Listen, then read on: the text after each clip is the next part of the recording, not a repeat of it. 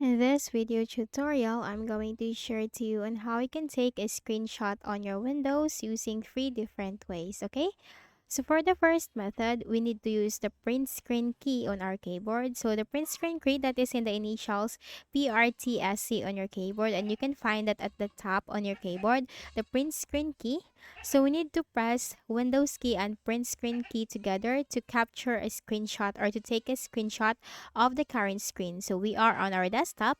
So we need to press Windows key and print screen key together. And now let's open File Explorer. Right click at the Start button, select File Explorer. Click on Pictures, click on Screenshots, and here it is. We have just took a screenshot of our desktop. Okay? Then for the next method is through the use of the Snipping Tool, which is a tool right here or screenshot tool in our Windows. So go ahead in the Windows search bar and type Snipping. Snipping Tool will appear under the best match. Click on that. So here you have to choose your snipping mode. So you'll find the snipping mode. Click on this drop down. You can go with rectangle, Windows, full screen, or freeform. It's up to you. So you can go with any of this. Now let's go with rectangle. And then click on this camera icon to snip. And then click on this plus sign symbol to start a new screenshot. And you will find this plus sign symbol. So you just need to move that to your cursor or the plus sign symbol to the desired part that you want to take a snapshot or a screenshot with. Okay? And this window will appear.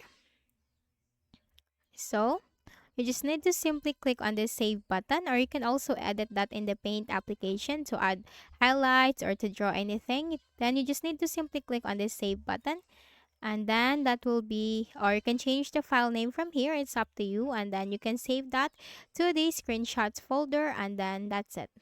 Click on save. For the next method is we can download a third-party screenshot or third-party screenshot application.